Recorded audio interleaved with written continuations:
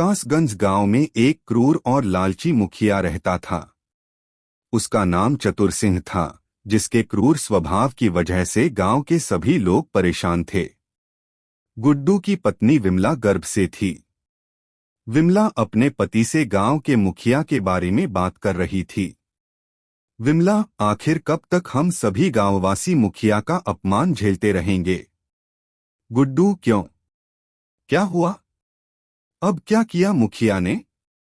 विमला, कल गांव के कुछ बुजुर्ग व्यक्ति गांव की समस्या के बारे में मुखिया से बात करने के लिए उसके घर गए थे, मगर मुखिया ने उन सबको अपमानित करके अपने घर से भगा दिया।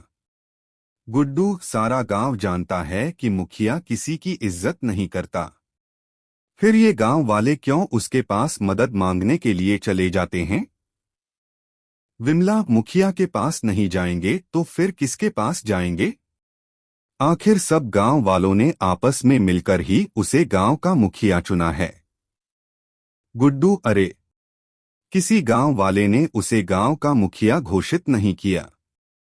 हम सब जानते हैं कि वो मुखिया बेईमानी से बना है। सच तो ये है विमला कि गांव वालों ने डरकर उसे मुखिया बनाया है। विमला, कल लता ताई के बेटे सोमू की तबीयत अचानक खराब हो गई। वो बेचारी उसे अस्पताल तक भी नहीं ले जा पाई और उसने रास्ते में ही दम तोड़ दिया। आखिर कब तक गांव वाले ऐसे ही मौत मरते रहेंगे? गुड्डू, हाँ, मुझे पता है, लेकिन विमला, हम सब कर भी क्या सकते हैं? और वैसे तुम्हें इन गांव वालों की कब से इतनी चिंता होने लगी? विमला, क्योंकि मैं भी इसी गांव में रहती हूं और हमारे लिए भी चिंता वाली बात है। कुछ महीनों बाद मेरी कोख से एक संतान जन्म लेने वाली है और हमारे गांव से शहर का रास्ता काफी लंबा पड़ता है। ना तो यहाँ कोई बस आती है और ना ही कोई ट्रेन, और बैलगाड़ी समय पर शहर नहीं पहुंचा पाती। विमला की बात सुनकर गुड्डू चिंतित स्वर में बोला। गुड्डू, बात तो तुम सही कह रही हो विमला। इस बात पर तो मैंने ध्यान ही नहीं दिया कि कुछ महीनों बाद हमारे घर में एक नन्हा मेहमान आने वाला है।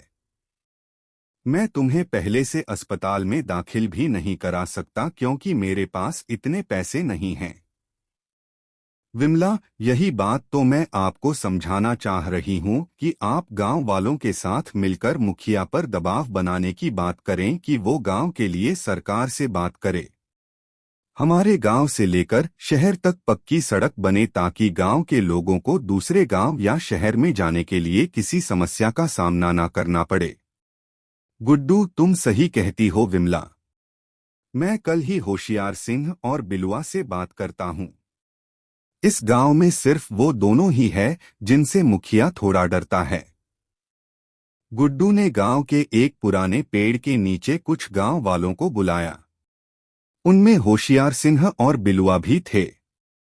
होशियार सिंह, क्या बात है गुड्डू? आखिर तूने हम सबको यहाँ पर क्यों बुलाया है? सब कुछ ठीक तो है ना? गुड्डू, होशियार सिंह, आखिर कब तक हम मुखिया के भरोसे बैठे रहेंगे? अगर मुखिया इस गांव के लिए कुछ नहीं करता तो हम सबका भी कर्तव्य है कि हम अपने तरीके से अपने गांव के विकास के बारे में सोचे। बिलुआ, ठीक है गुड्डू, तू तो ऐसे बोल रहा है जैसे कि हम सब किसी बहुत बड़े सरकारी पद पर हो और सरकारी अफसर सिर्फ हमारी ही बात सुनने के लिए बैठे हैं। गुड्डू, कोशिश करने में क्या जाता है बिलुआ।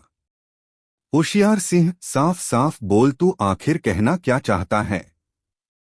गुड्डू, होशियार सिंह, आप तो अच्छी तरह से जानते हैं कि हमारा गांव प्राकृतिक रूप से कितना सुंदर है, और इतना सुंदर गांव होने के बावजूद भी कोई टूरिस्ट हमारे गांव में भटकने तक नहीं आता।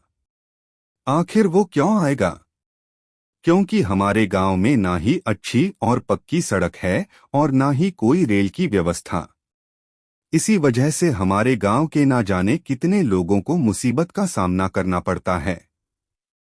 और तो और कल लता ताई का इकलौता जवान बेटा सोमू भी इसी वजह से दुनिया छोड़कर चला गया।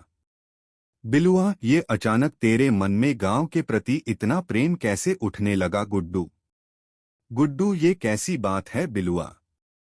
क्या अपने गांव के प्रति प्रेम नहीं होना चाहिए?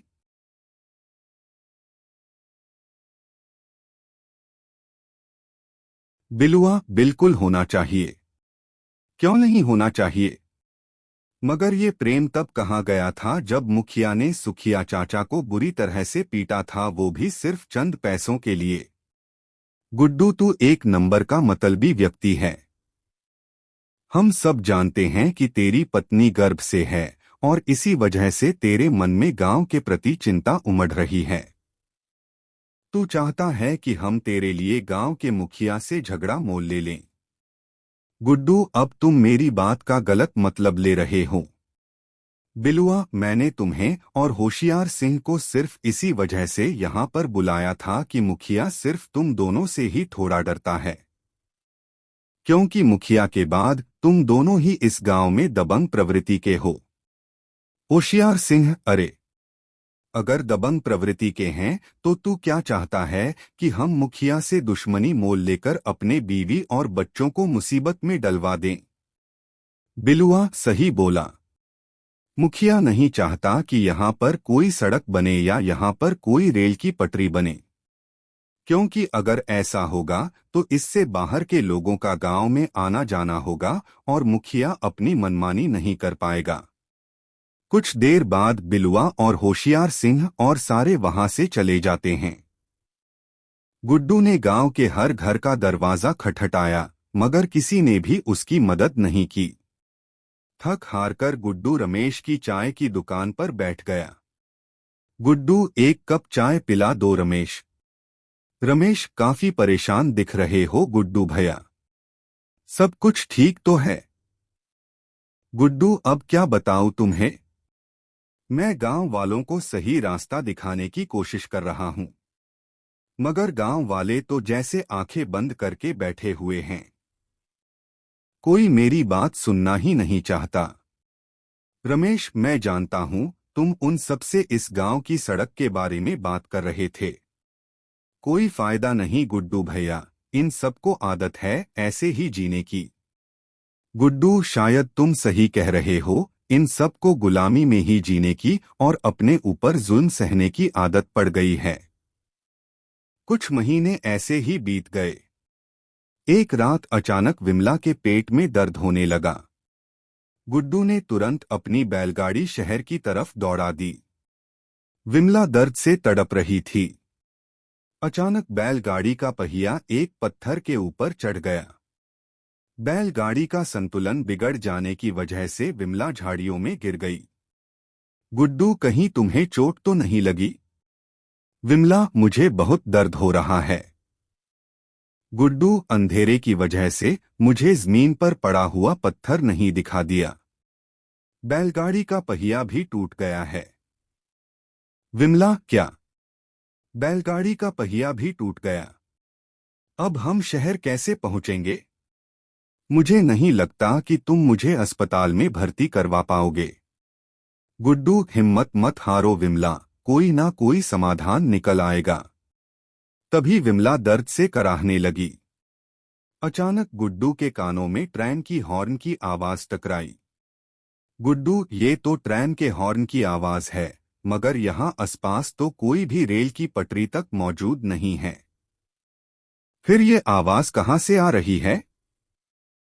विमला, ये तो रेलगाड़ी की आवाज है।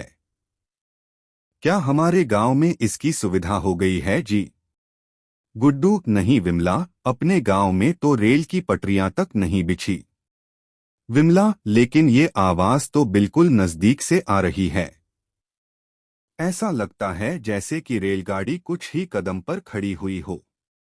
आप मुझे वहां पर ले चलें। गुड्डू, पागल हो क्या? जब यहाँ पर रेल की पटरियां ही मौजूद नहीं तो भला रेल कहाँ से आ सकती है? तभी ट्रेन की हॉर्न की आवाजें और तेज हो गई और विमला दर्द से तड़पने लगी। गुड्डू को कुछ भी समझ नहीं आ रहा था कि आखिर वो क्या करे। गुड्डू ने विमला को अपनी गोद में उठा लिया और उसने अपने कदम ट्रेन की हॉर्न की तरफ कर लिए। कुछ देर बाद गुड्डू एक जंगल में खड़ा था। हॉर्न की आवाजें लगातार आ रही थी मगर कोई ट्रेन वहां मौजूद नहीं थी। गुड्डू, ये क्या हो रहा है मेरे साथ? ये ट्रेन के हॉर्न की आवाज मुझे और विमला को क्यों सुनाई दे रही है, जबकि यहाँ घने जंगल और अंधेरे के अलावा कुछ भी नहीं है। तभी पूरा जंगल रोशनी से जगमगा उठा और एक अजीब राह पर ट्रेन गुड्डू को दिखाई देने लगी। अचानक गुड्डू के कानों में एक आवाज गूंजी। आवाज, इस ट्रेन के अंदर अपनी पत्नी को लेकर बैठ जाओ, ये तुम्हें अपनी मंजिल तक पहुंचा देगी। गुड्डू विमला को लेकर उस रहस्यमयी ट्रेन में बैठ गया। कुछ ही देर में ट्रेन ने गुड्डू को शहर पहुंचा दिया और फिर से वही आवाज गुड्डू के कानों में गूंजी। आवाज, अपनी पत्नी के सही होने के बाद इसी जगह पर आ जाना, ये ट्रेन तुम्हें तुम्हारे गांव तक छोड़ देगी। गुड्डू, लेकिन कौन हो तुम और मुझे दिखाई क्यों नहीं दे रहे? आवाज, वक्त आने पर तुम्हें सब पता लग जाएगा। ये ट्रेन सिर्फ तुम्हारे लिए नहीं बल्कि तुम्हारे गांव के सभी गरीब लोगों के लिए है। ये ट्रेन उन लोगों के लिए है जो मुसीबत में घिरे होते हैं, ठीक वैसे ही जैसे कुछ देर पहले तुम घिरे हुए थे। जब तक तुम नहीं आ जाते ये ट्रेन तुम्हारा यहीं इंतजार करेगी। गुड्डू ने पत्नी को हॉस्पिटल में एडमिट करवा दिया। कुछ समय बाद गुड्डू अपनी गोद में एक बच्चे को लेकर उसे सुनसान रेल की पटरी पर आ गया। ट्रेन ठीक वैसे ही खड़ी हुई थी। कुछ ही देर में उस ट्रेन ने गुड्डू को गांव पहुंचा दिया। धीरे धीरे करके गांव के सभी गरीब लोग उस ट्रेन में यात्रा करने लगे और